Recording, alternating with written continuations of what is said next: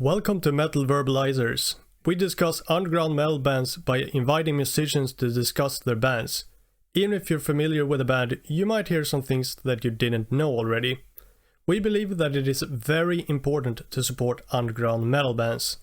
I'm Johan Verbalizer, and in this episode, we will verbalize Asylum.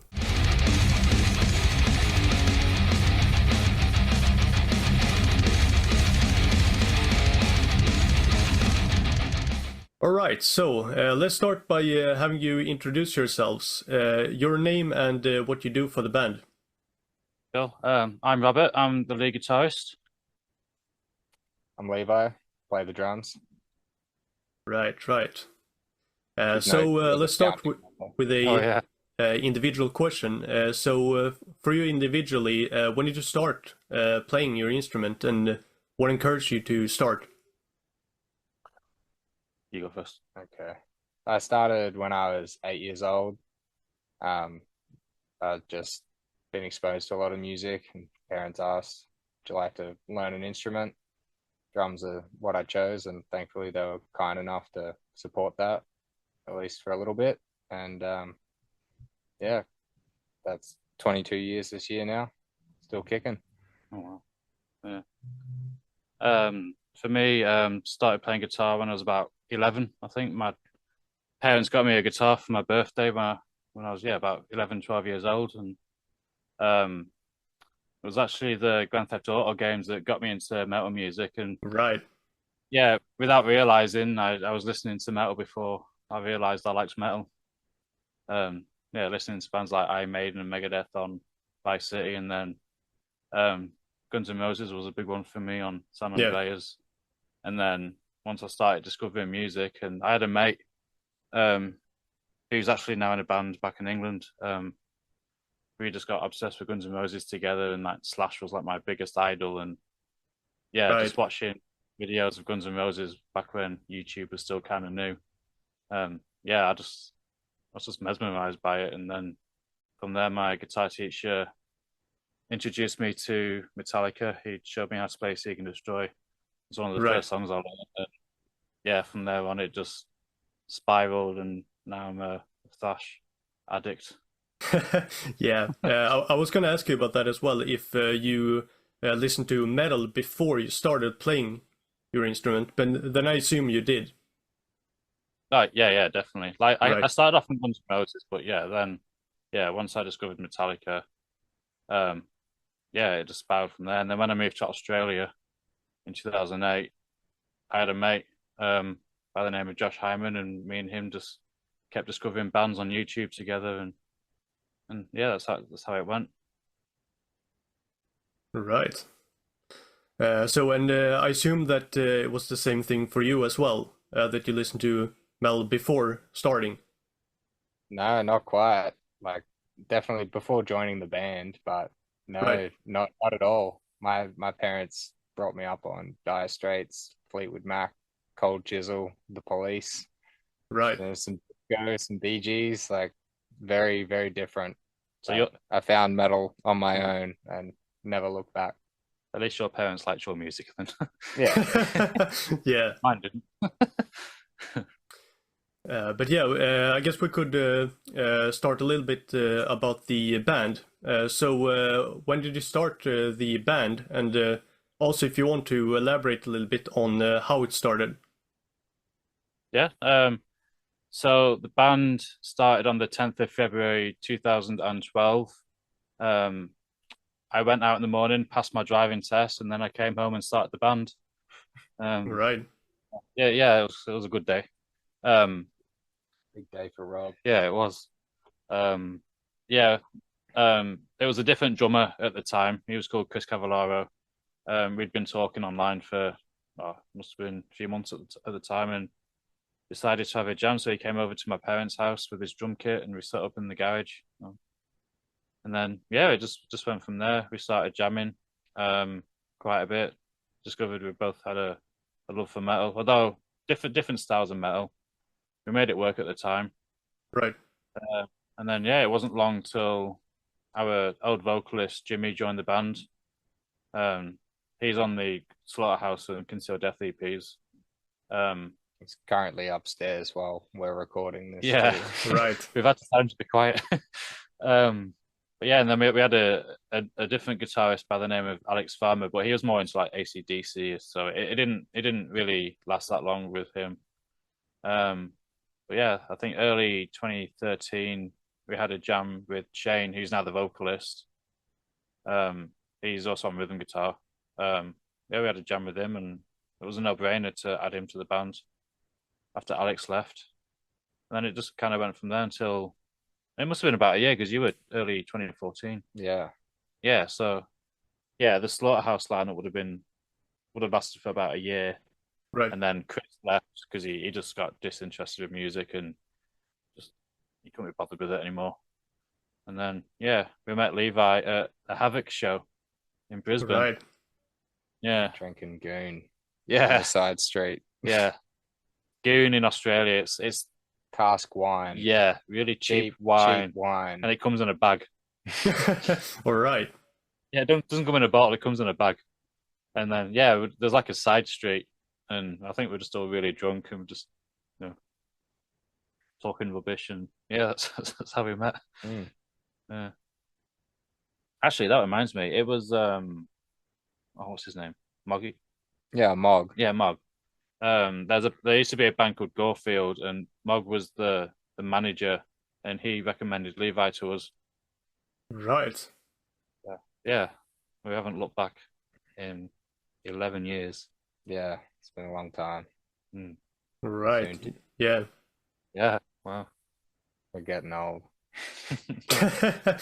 We're all in our 30s now. Right, but yeah, I would also like talk about the sound of Asylum. So, like, how would you quickly like describe the band for someone who've never heard of you, for example? Well, a lot of people say we sound like Exodus and Suicidal Angels, so that's usually our like go-to. Yeah, that's it's kind of just like that quick, punchy, in your face sort of thrash, like very guitar riff driven. That's about it, really. Yeah, Yeah, it sums us up pretty well. yeah. And I've had a lot of people like hear us and instantly can tell that it's us. Right. Yeah. I mean, there's something that I kind of feel with your guys' music that it's like you're saying, it has that like kind of thrash sound that it's like very fast, very like straight to the point, and you know, very like consistent, so to speak, in that sense that like it really keeps the attention and the excitement throughout, so to speak. Yeah. Thank you. Something funny that our old bass player Tim told me once was that we were a death metal band with thrash drums, and I never got that. It's like, no, we were a thrash band with thrash drums. Right. Yeah. But yeah, I think it was like Eternal Violence. That was the first song I heard from you guys, which I believe is the first song on Tyrannicide, if I'm not mistaken. Yes. But yeah, I remember when I heard that the first time, like it pretty much like blew my mind when I heard it. Oh, that's good to hear. Sick. Yeah. Because it really has that like, it's a great example of kind of what I was referring to with like the very like fast, very straight to the point, like the type of thrash that I'm personally like a huge fan of. Yeah. No, it's good to hear. Thank you. We don't mess about. Yeah. Yeah, exactly. Exactly. That's exactly how I feel about it as well. Yeah. No, it's a good one to play. We used to play it first. Like we used to open with it at right. shows we used to play. But recently we're trying to change it up a bit, but it's still on the set list. I don't think it'll be leaving anytime soon because it's one of my favorites to play. Yeah. Right. It's a classic. Yeah. Yeah, I can imagine. But again, like I would say that Asylum is one of those bands that I feel is very like consistent in that sense. So, but yeah, Eternal Violence is definitely a great one. Yeah, no, that's what we've been going for. It was actually the first song I wrote for the album.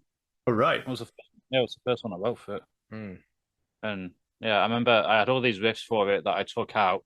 I went to Shane's house and I had about half the song, and I had all these riffs for it, and I took them all out of the song, and then me and Shane were trying to like come up with riffs for it, and I was like, oh, I've got this riff and this riff and this riff, and all the riffs that I took out went back into it. All right. But I didn't think they were good, but clearly they were. Sometimes Right. you need a bit more perspective, another person's ears to tell you. No, it's Yeah. good. Yeah, and Get you out then of your tunnel vision. yeah, and then I think he came up with a few riffs for it at the end, and then that was it. It came together very quickly, that song. Right. Yeah. Mm. But yeah, once again, like I think that like the other previous stuff, like Slaughterhouse and Concealed Death, for example, might sound like a little bit different from Tyrannicide, but I also think that, in my opinion, Asylum is that type of band that, like, each one of them sounds like Asylum, but not quite the exact same either. And that's a thing that I think is a very positive thing. Yeah, I'd definitely agree with that. Like with Slaughterhouse, because it was basically a different band back then. Like, Right. obviously, me and Shane were still in the band, but we had different influences back then, and like with the drummer that we had on it, he was into more like mid-tempo sort of groovier stuff. So I think he had a big influence on that. But yeah, definitely with Concealed Death and Tyrannicide, like I hear a progression, and hopefully the next album as well is a continuation of that progression. It's semi-conscious too. Like the progression comes with our own progression as, you know, songwriters and on our instruments, and then, you know, deliberate choices with, you know, changing of guitar tones. You know, we want to make sure that, you know, like it sounds like us, but we're not just copy pasting time after time. As great or easy as that would be, you know, I think, you know, each album should be a time capsule and hopefully a evolution of us moving forward. For sure. And again, so far, I think that you guys have succeeded very well in that regard. Thank you. That's what we're going for. So yeah, it's good to hear. Thank you. Yeah, great. But like something else that I would like to discuss with you guys is like the kind of driving force behind the band. Like what would you say is like inspiring you guys, or like the driving force of the band? Whether it's like not necessarily other bands or so, but yeah, so like what's the driving force, would you say? That's a good question.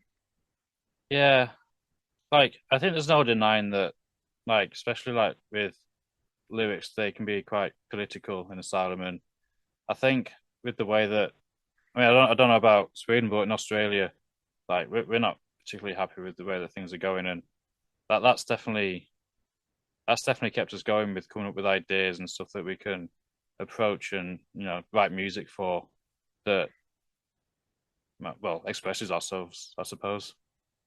Right. That and just the love of it, you know, Yeah. like we like writing, we like playing shows, we want to have new material and constantly evolve and improve ourselves. Yeah. And another thing as well is I was saying to this to one of our mates the other day, like with our scene in Brisbane, like we come from a scene that had quite a few like good thrash bands, but they've all broken up. And I was saying, like, with the band's age now and sort of like the little legacy it has in Brisbane, like it's been important for me to keep that going, because yeah, a lot of the other bands in Brisbane are long gone. Right. There's some new ones that have popped up, but I know I kind of feel like we sort of come from an era of, at least in the history of Brisbane's thrash metal scene, that's kind of a bit gone and forgotten now. But I mean, at least in my eyes, like I'm trying to keep that going. Right. Yeah, because that's something I've heard earlier, that like Australia had a very, very like big scene when it comes to thrash metal. Yeah. Yeah. Had lots of great bands. It's been really fun. Yeah. It's kind of died down a bit now, but I mean, like this time, what, 10 years ago? Yeah. It was thriving, and every state had a bunch of really good bands. Yeah. And there's like people from all over the world talking about it at one point. Yeah. Because yeah, we had a lot of bands. and it just all happened naturally. Like it wasn't a conscious thing. Like we just sort of happened to be in the right place at the right time. But Yeah, for sure. Like that's kind of like what I've heard as well from other people, from like bands from Australia that like previously, like you said, a few years ago, like there was like a really like big scene of thrash metal. yeah, but yeah, I wouldn't even know what it is now. It's probably become more like hardcore and Yeah, Right. hardcore is yeah, king. yeah. At least in Brisbane anyway, from what I've seen. Right. But yeah, like I guess to kind of like summarize, if I get you guys correct with like when it comes to the driving force of the band, it's sort of like your guys' way of expressing your thoughts and feelings of very like serious political issues combined with your passion for the music, so to speak. Yeah, that makes sense. It's definitely an outlet, but also, like it's the main thing in our lives. It's the thing we're dedicated to above pretty much all else besides, our front man who has, a partner and children. Right. It's the first and foremost thing. We've made family, career sacrifices to do this, and we continue to do that in order to do this. It's like Financial sacrifices. yeah, absolutely. Yeah, I can imagine, and like things like that, for example, is of course like from our perspective is a part of what we feel makes it so important what we are doing as well. For sure. Yeah, definitely. Yeah.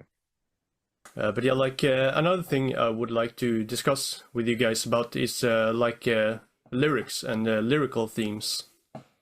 So first of all, I guess like. Would you guys say that every member contributes to their lyrics, or would you say that one member writes most of the lyrics? I think on Toronto's side it was a group effort. The thing is with on Toronto's side, our old vocalist Jimmy, he wrote a lot of the lyrics that he let us keep. So a lot of them are actually his. But yeah, we did have songs and part of songs that still needed lyrics. Like I've got a verse in Cruelty Obsessed. I think Shane wrote the lyrics for Genocidal. I worked with Jamie on like a lot of the phrasing for the album. So yeah, we've all contributed. Yeah. Sometimes, well, yeah, like particularly for Rob will write a lot of material, and more often than not he'll have a working title, and that's usually some a word that invokes some sort of emotion or describes something, and that can be a good springboard to go off. Other times it's just a topic that we've been thinking about, and whoever writes the best words and can fit it in, and they win basically. All right. Yeah, whoever comes up with the best thing goes on the song. All right. So in that sense, it is like you're saying, it's sort of like a group effort. Yeah. Right. So would you say like that is the same thing music-wise as well? I think it's a little bit different musically, like because like me and Shane would come up with the guitar riffs, but it'd be like Shane has a song, I'll have a song, and then like we'll work out the bits that need working on. We'll work on together, but there's only really a few songs that me and Shane co-wrote together. Side's one of them. World of Sunder. Right. I write my drums. Yeah. Right. Yeah, we let Levi write his drums. You gotta keep me happy. Yeah. But yeah, that's usually how it works. Like, yeah, there's most of the stuff. It'll either be my song or it'll be Shane's song, and sometimes little changes here and there, but yeah, predominantly one or the other. Yeah.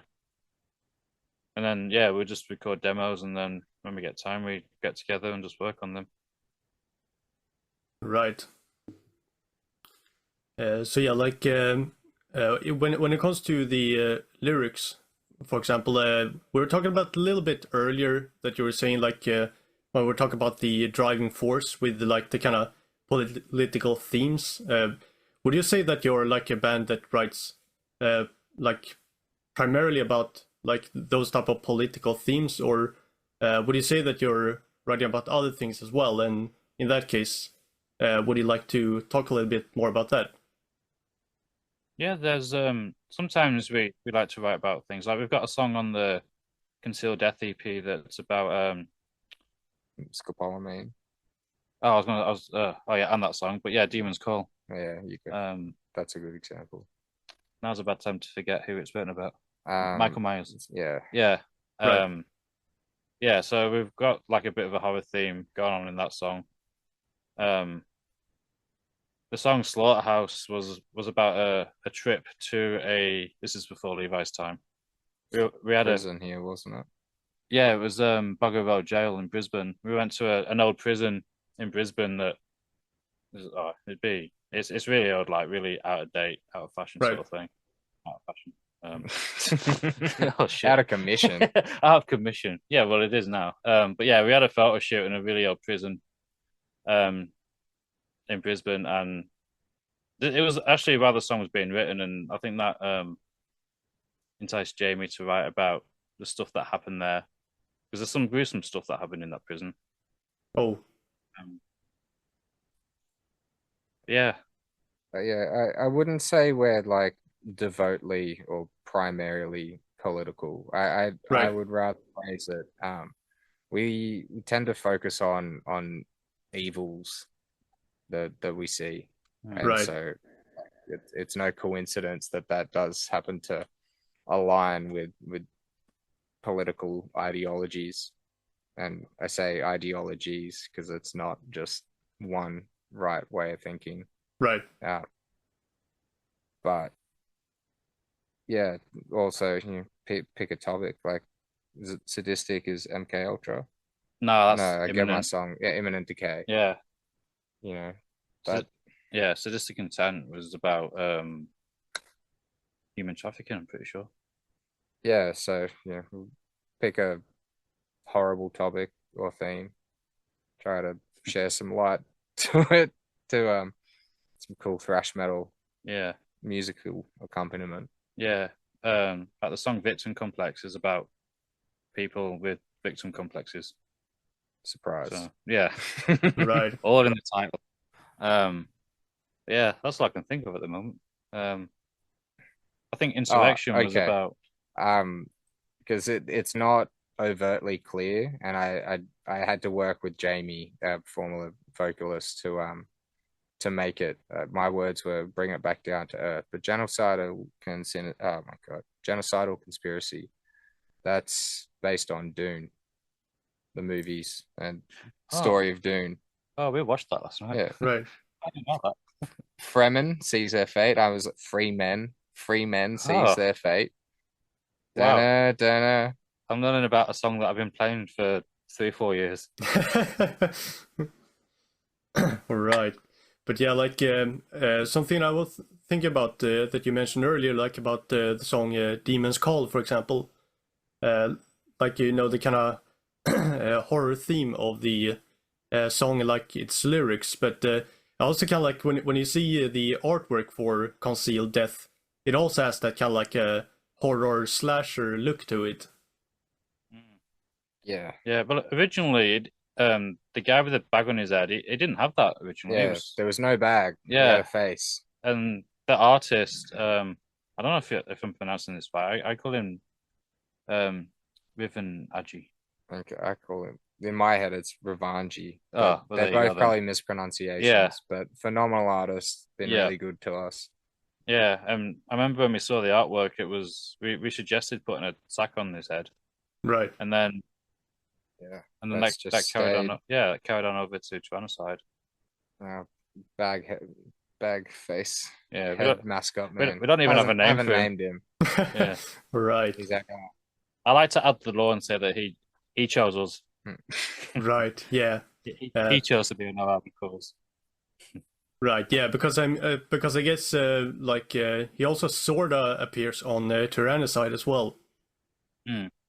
Yeah, there's definitely a more detailed version of Right. him. But that was done by Dan Goldsworthy. Like he does a lot of big bands now. Um, but yeah, the version on Tyrannicide is definitely the more detailed. Mm. I don't want to say better because that would be disrespectful to the original It's artist just of him. different, But but also it was a different vision, yeah, like an entirely different concept. It's just yeah, it's alluded, and hopefully it's taken that way that it's the same guy. So Yeah, again, in exactly. our Like next chapter, that's kind of how I look at it as well. That I would say that they're different, but I wouldn't say they're necessarily like better or worse. Just simply different. yeah, different take on it. Yeah, absolutely. Especially with the album, like because it was the first album. Like we were going all out and spending more money on it, and Right. yeah, which I think reflects pretty well. Yeah, for sure. But yeah, speaking about that, I would also like to discuss a little bit about your plans for the future.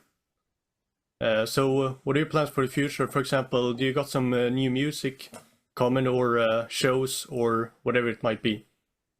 Yeah, we've got some new music slowly being cooked up. We've got a new demo at the moment of a song that I wrote a little while ago. But yeah, there's riffs, there's parts of songs, there's bits of lyrics lying about. But yeah, there's definitely a new album in the works. Right. there's a good like 20 odd minutes worth of material, but we've got to trim through it all, see what's going to make the cut, Mm. what doesn't, and Right. hope write some more.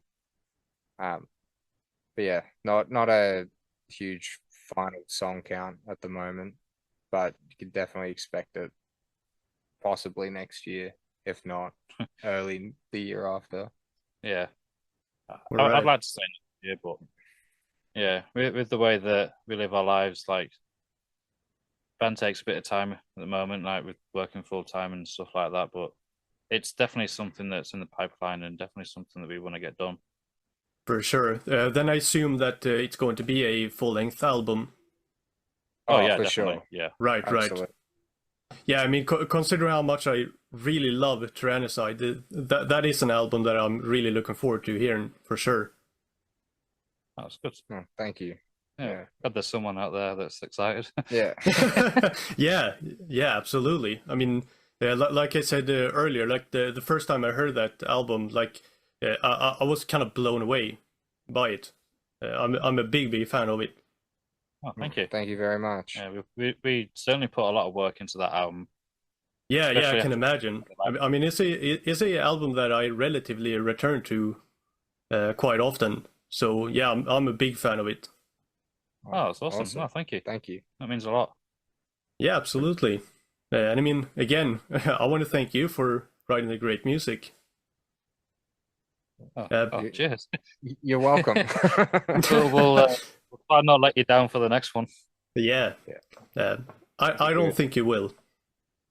Yeah. But yeah, that's- I guess with that being said, I'm more or less done with what I had. But is there anything else that you would like to say before we end? Something, for example, that you wish I asked about, or just generally something you would like to say as a ending note?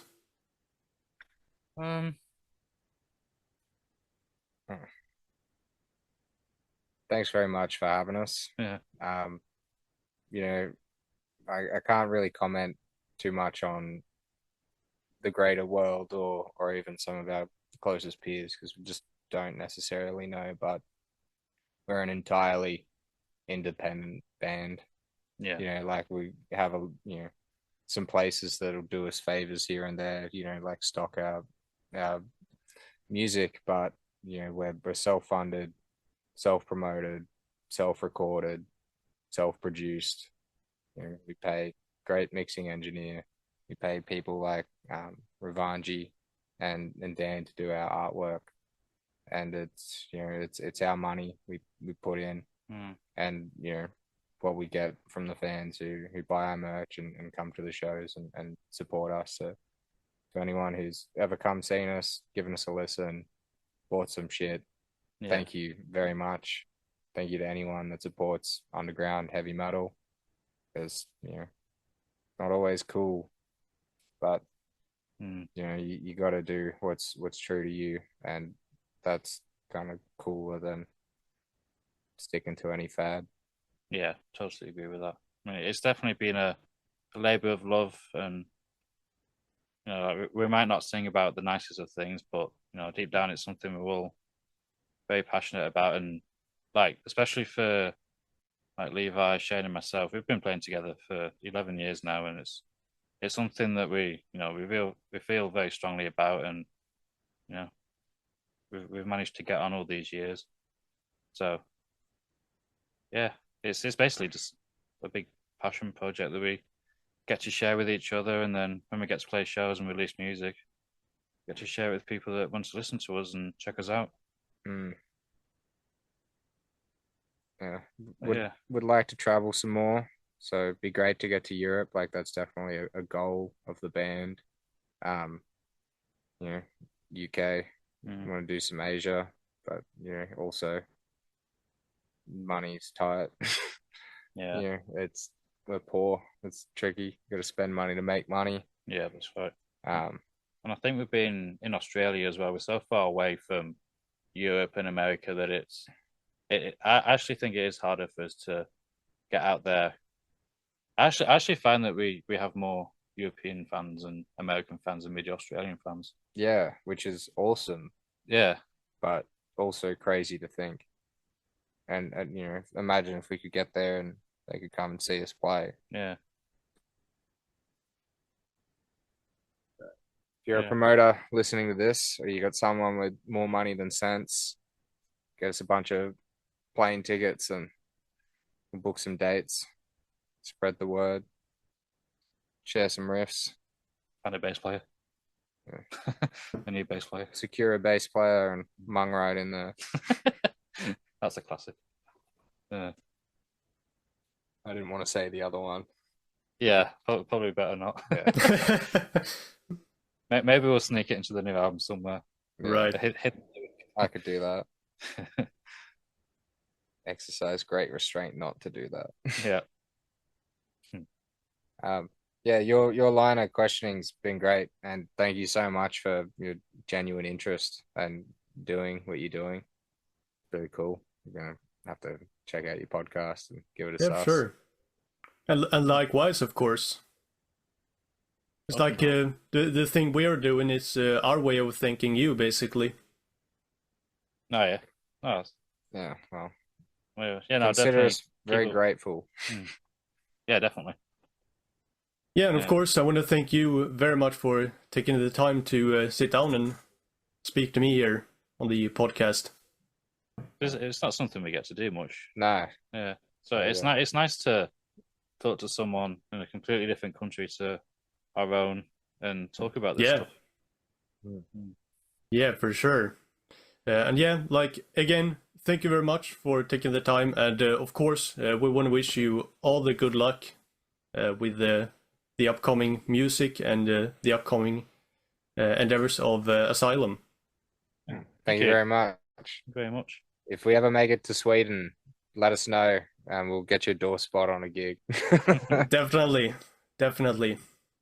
But thank you very much, and good luck, and have a good one. Thank you, my friend. Thank you very much. Take care. Have a good day. Likewise. For us. Cool. Now we want you to go and listen to Asylum. If you like what you hear, show them some support. It is very important.